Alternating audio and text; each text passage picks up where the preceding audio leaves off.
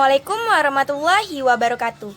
Nama saya Mam Lydia dari kelas 10 MIPA 4. Yang saya hormati Bapak Syaril MPD selaku Kepala SMA Negeri 1 Pangkalan Kerinci. Yang saya hormati Ayah Refli Zondri MMPD selaku Guru Bahasa Indonesia SMA Negeri 1 Pangkalan Kerinci. Yang saya hormati para majelis guru beserta staf tata usaha dan yang saya banggakan teman-teman seperjuangan. Sebelumnya, saya ingin berterima kasih kepada Ayah Refli Zondri karena telah membimbing kami dalam pembuatan video presentasi teks eksposisi ini. Sekian pembuka dari saya, terima kasih. Di sini saya akan mencoba menjelaskan tentang teks eksposisi. Mari tonton video ini sampai selesai ya, dan jangan lupa untuk berdoa agar ilmunya dapat bermanfaat. Mari langsung saja kita masuk ke pembahasannya. Cikidat!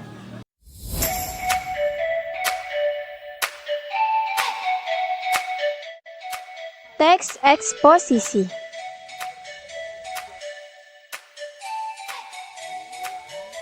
Ada 7 materi yang akan saya bahas.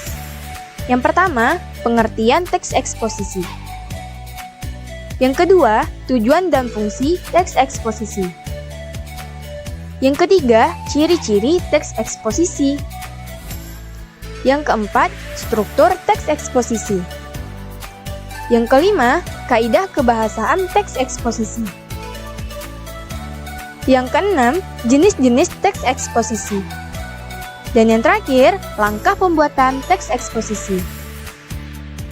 Penasaran kan apa itu teks eksposisi?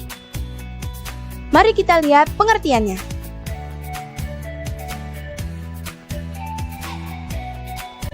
Teks eksposisi adalah teks yang berisi paragraf atau karangan yang di dalamnya terkandung sejumlah pengetahuan dan informasi yang disajikan secara singkat, padat, akurat, serta mudah dipahami.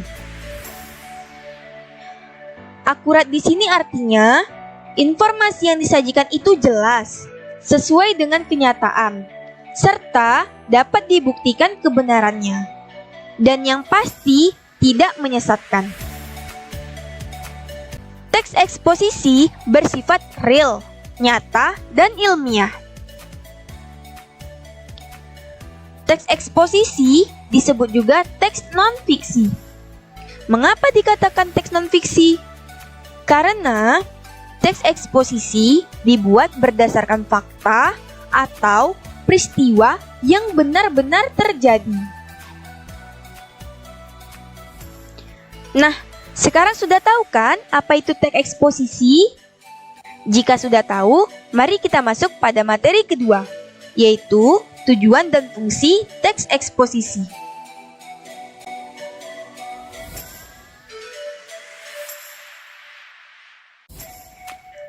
Segala sesuatu yang dibuat pasti memiliki tujuan dan fungsi. Jadi, apa sih tujuan dari teks eksposisi? Nah, tujuannya yaitu untuk menjelaskan informasi tertentu agar pembaca mendapatkan pengetahuan secara rinci dari suatu hal dan kejadian. Sedangkan fungsinya yaitu untuk menyampaikan, menerangkan, mengungkapkan, atau menguraikan suatu gagasan berupa pokok-pokok pikiran mengenai suatu topik yang bersifat non-fiksi dengan dasar argumentasi yang kuat. Kita lanjut ya ke ciri-ciri teks eksposisi.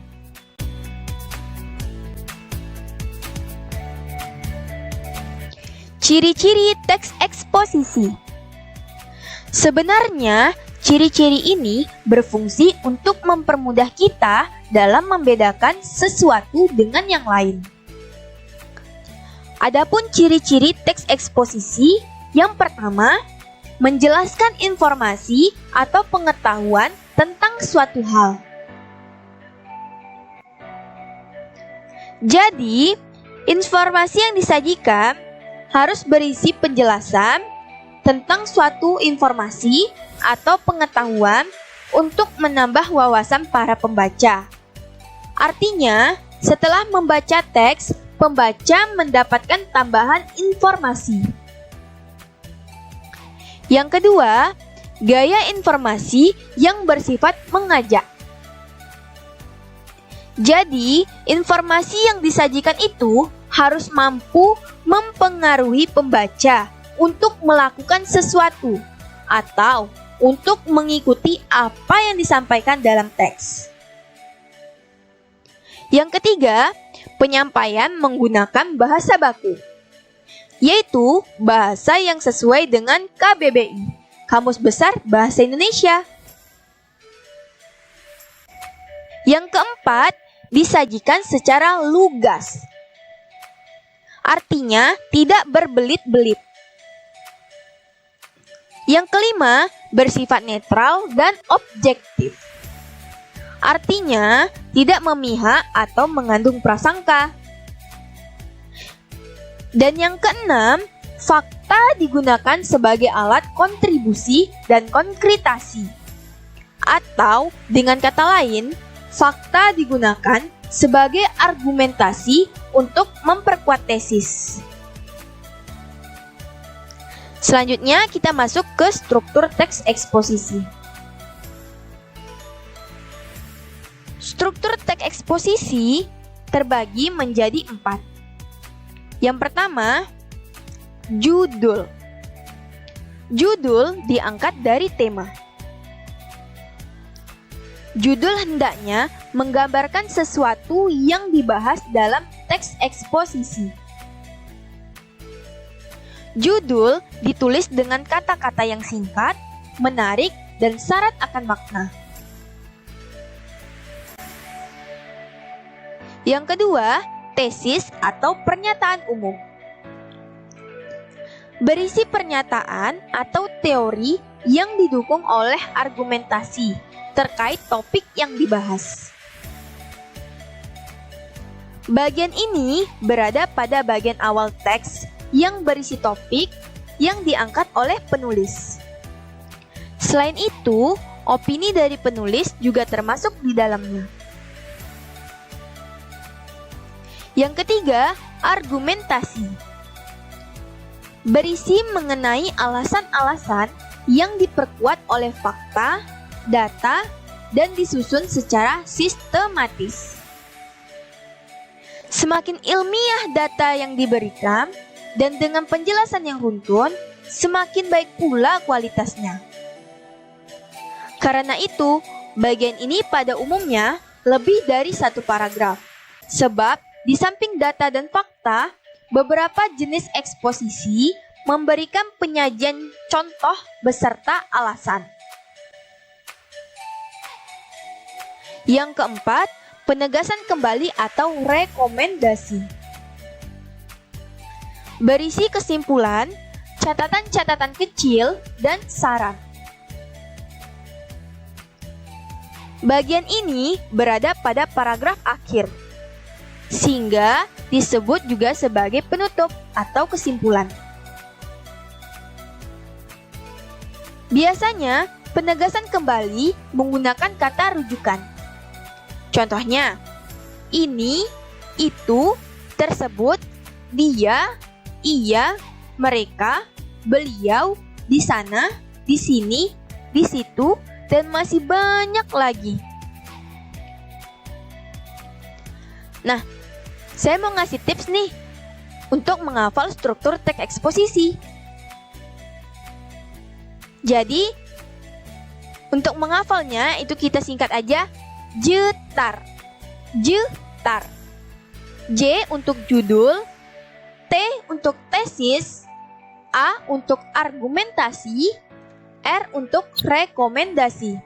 Jetar, judul, tesis, argumentasi, rekomendasi. Mudah kan?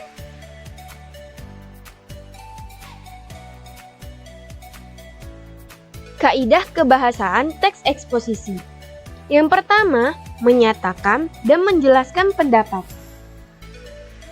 Yang kedua, penegasan pendapat berada di bagian penutup yang bersifat objektif dengan ragam ilmiah dan kalimat efektif. Yang ketiga, menggunakan leksikal. Leksikal adalah salah satu jenis kata yang menunjukkan nomina atau kata benda, verba atau kata kerja, adjektiva atau kata sifat, dan adverbia atau kata keterangan. Nomina atau kata benda adalah kelas kata dari nama seseorang, tempat, atau semua benda, dan segala yang dibendakan. Misalnya, kebersihan, peraturan, papan tulis, penandatanganan, pena, kursi, dan sebagainya. Biasanya disertai dengan imbuhan ke, pe, dan an. Verba.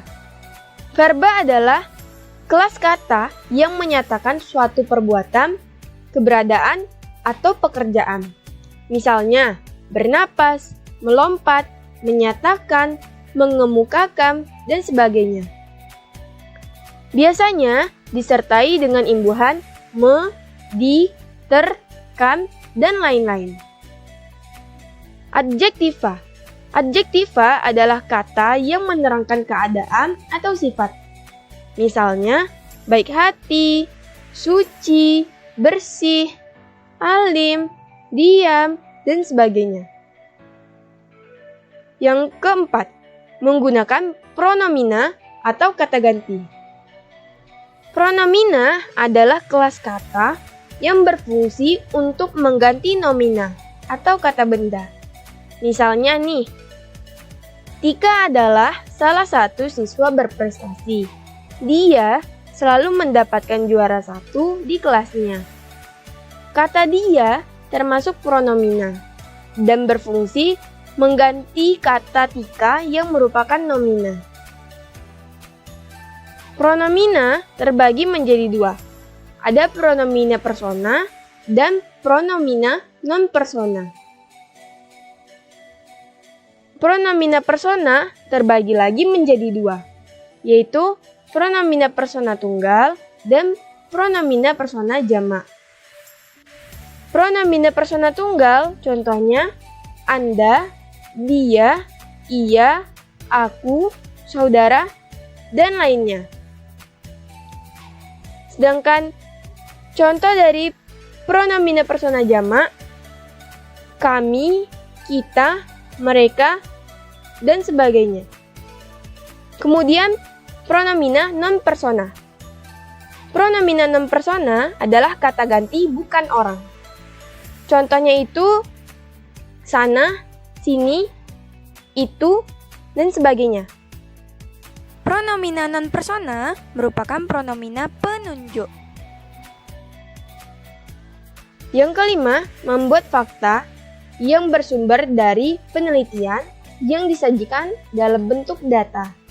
Dan yang terakhir, menggunakan konjungsi, yaitu kata hubung.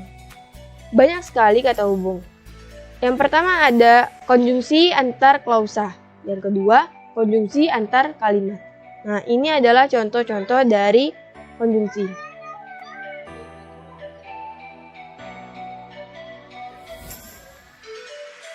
Jenis-jenis teks eksposisi. Jenis-jenis teks eksposisi terbagi menjadi 9. Yang pertama, eksposisi definisi. Eksposisi definisi berisi pengertian dari suatu objek. Biasanya ditandai dengan kata ialah, adalah, merupakan, yakni, yaitu, dan sebagainya. Seperti contoh berikut. Di dalam contoh terdapat kata adalah yang menandakan dia termasuk eksposisi definisi. Yang kedua, eksposisi proses. Eksposisi proses berisi tentang panduan atau tata cara membuat sesuatu.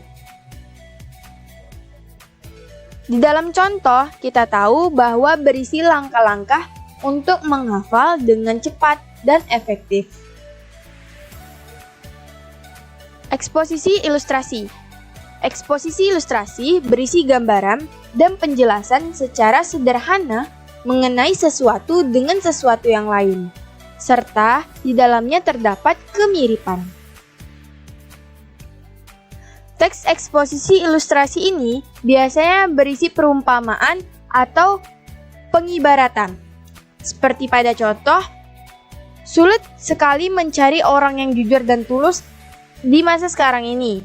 Nah, diibaratkan dengan mencari jarum dalam tumpukan jerami. Kemudian eksposisi laporan. Berisi laporan dari sebuah peristiwa atau penelitian tertentu.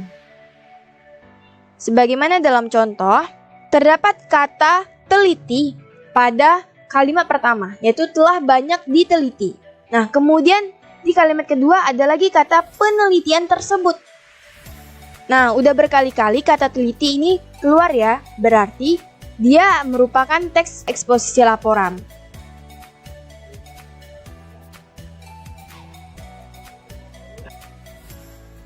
Kemudian eksposisi perbandingan. Eksposisi perbandingan berisi perbandingan antara sesuatu dengan yang lainnya. Biasanya ditandai dengan kalimat seperti halnya, sama dengan, sesuai dengan, berbeda dengan, dan lainnya. Contohnya seperti berikut. Pada contoh, terdapat kata berbeda dengan yang merupakan salah satu ciri-ciri dari eksposisi perbandingan.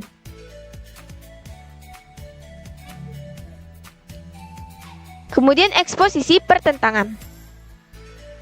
Berisi pertentangan akan satu hal dengan hal yang lain. Biasanya ditandai dengan kata biarpun, walaupun, sebaliknya, dan akan tetapi. Contohnya sebagai berikut. Nah, dalam contoh terdapat kata sebaliknya, yang merupakan ciri khas dari eksposisi pertentangan. Kemudian eksposisi berita. Eksposisi berita berisi informasi yang bersifat aktual dan fakta. Biasanya eksposisi berita ini ditemukan di majalah atau surat kabar. Contohnya seperti ini.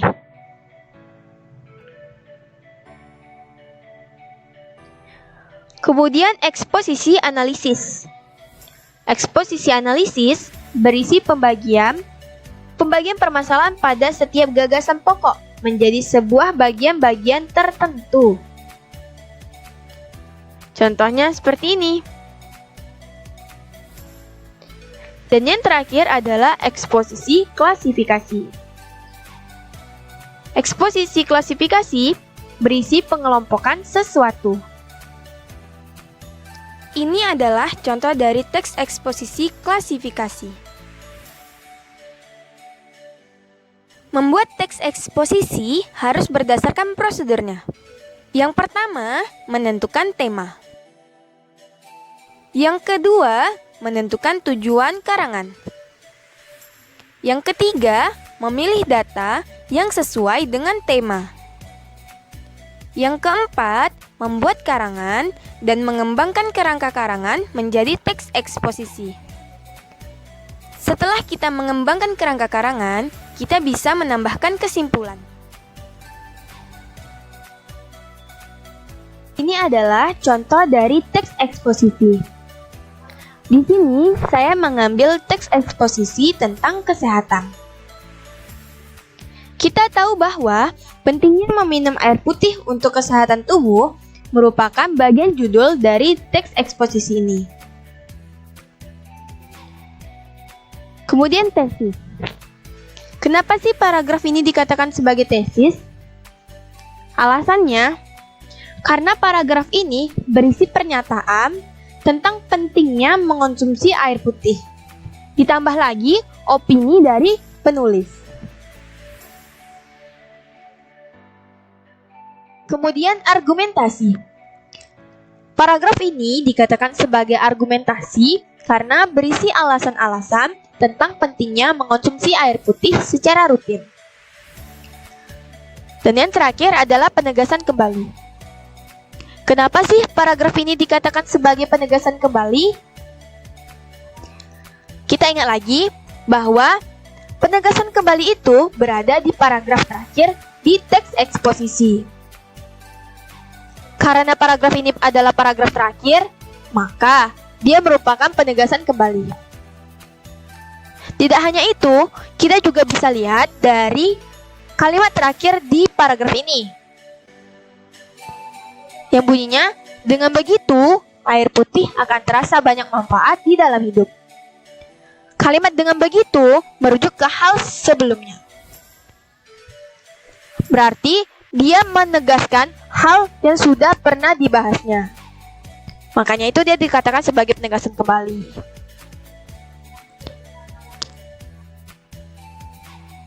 Selesai.